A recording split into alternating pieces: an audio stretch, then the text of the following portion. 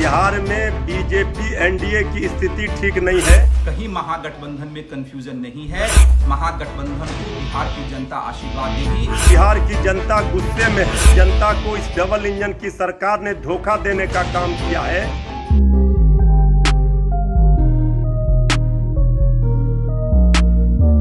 नमस्कार, भारत लाइव देख रहे हैं आप। मैं हूं आपके साथ बिरजू कुमार सिंह। राम जन्मभूमि का भूमि पूजन हुआ और राजनीतिक दल का ऐसा आरोप था कि इतनी जल्दीबाजी इसलिए क्योंकि बिहार और बंगाल में चुनाव है और इसका चुनाव में एक एजेंडे के तहत लोगों तक जाएंगे। ये तो बात हुई विपक्ष की, लेकिन अगर बात करें सत्ता में बैठे लोग, यूँ कहे तो बीजेपी की बात करें तो ऐसे खबरें आ रही थी कि बीजेपी द्वारा ऑनलाइन सर्वे कराया गया था। सर्वे इसलिए कि राम मंदिर के नाम पर कितने वोट मिलेंगे बिहार में, क्योंकि बिहार में चुनाव है, महीने भी नहीं बचे, महीने से भी कम दिन बचे हुए चुनाव में, और उस चुनाव को लेकर सर्वे कराया गया था कि कितने प्रतिशत। उस सर्वे में ऐसा रिजल्ट आया कि मैक्सिमम लोग जो है यानी 75% लोग जो है बीजेपी को, एनडीए की बात यहाँ नहीं हो रही है, बात हो रही है बीजेपी को, लोग वोट करेंगे राम मंदिर के नाम पर। हालांकि जब ऐसी खबरें आनी शुरू हो गई उसके बाद बिहार की राजनीतिक जो गलियारे हैं उसमें खलबली सी मच गई। विपक्ष को मौका मिल गया और उन्होंने भी अपने प्रतिक्रिया देनी शुरू कर दी। विपक्ष में बैठे कोई तो नेता प्रतिपक्ष तेजस्वी यादव के पार्टी के प्रवक्ता मृत्युंजय तिवारी क्या कुछ कहते हैं, जरा सुन लीजिए आप। बिहार में चुनाव समय पर हो या बाद में हो, बिहार में बीजेपी एनडीए की स्थिति ठीक नहीं है। ये सबको अंदर खाने पता है। जो सर्वे में पता चला है भारतीय जनता पार्टी को, उनको ये पता चल गया है कि बिहार की जनता गुस्से में है। जिस तरह से बिहार की जनता को इस डबल इंजन की सरकार ने धोखा देने का काम किया है। जनता को बाढ़ हो चाहे कोरोना हो चाहे हर मुद्दे पर बिहार की सरकार ने जनता को ठगने का काम किया।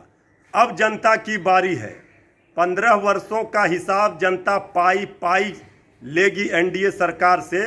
ये सरकार की नाकामी और इस नकारा सरकार को बिहार की जनता उखाड़ कर फेंकेगी, चाहे चुनाव तय समय पर हो चाहे चुनाव बाद में हो। जब भी चुनाव होंगे ये सरकार का जाना तय है, उसी तरह से जिस तरह से सूरज का पूरब में उगना तय है। तो आपने सुना मृत्युंजय तिवारी को, उन्हें किस तरह कहा कि इस बार जो है चुनाव में सीधे तौर पे जनता नकार देगी।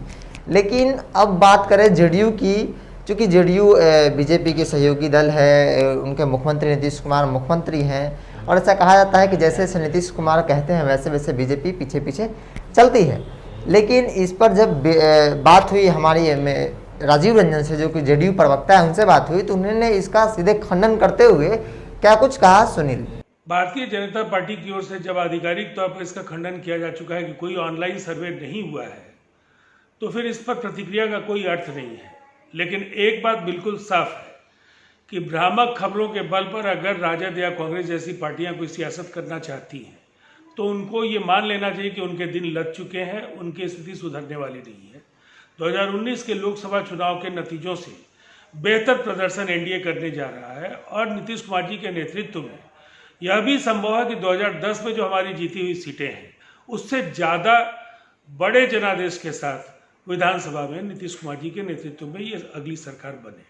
तो हमको सुनाया आरजेडी और जेडीयू की बात। अब आपको बताते हैं आरएलएसपी के सेक्रेटरी इन कमान कहे जाने वाले माधव आनंद, जो कि हमेशा से अपनी बातों को बड़ी मजबूती के साथ रखते हैं और सरकार को आईना दिखाने का काम करते हैं। युवा हैं, अर्थशास्त्री भी हैं, काफ़ी चीज़ों को बारीकी से रखते हैं, अपनी बातों को बारीकी से रखते हैं सरकार के समक्ष।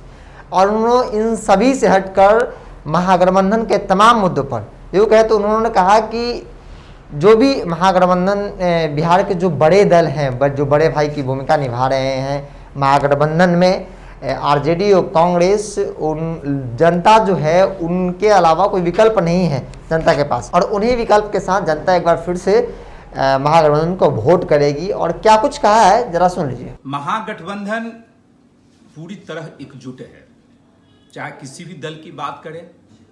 और महागठबंधन की दो बड़ी पार्टियां आरजेडी और कांग्रेस, निश्चित रूप से उन लोगों का भी मंशा यही है कि महागठबंधन का जो वर्तमान स्वरूप है वो स्वरूप तो इंटैक्ट रहे ही, साथ ही और भी कुछ दल, लाइक माइंडेड दल अगर इसमें जुड़ते हैं तो उनका भी स्वागत किया जाएगा। कहीं महागठबंधन में कंफ्यूजन नहीं है। महागठबंधन को बिहार की जनता आशीर्वाद देगी। वक्त आ गया है कि समय रहते हुए सीट शेयरिंग से लेके तमाम बिंदुओं पे सारी चीज की बातचीत हो जाए और हम सब लोग लगे हुए हैं और मुझे उम्मीद है कि जल्द से जल्द इन सारी चीजों पे बातचीत करके हम लोग जनता के बीच जाने का काम करेंगे। बढ़ाएं अपना कदम सक्सेस की ओर शिखर करियर इंस्टीट्यूट के साथ। शिखर करियर इंस्टीट्यूट पूर्वी भारत में एकमात्र कोचिंग संस्थान जो एक्सक्लूसिवली है मेडिकल एंट्रेंस एग्जाम के लिए।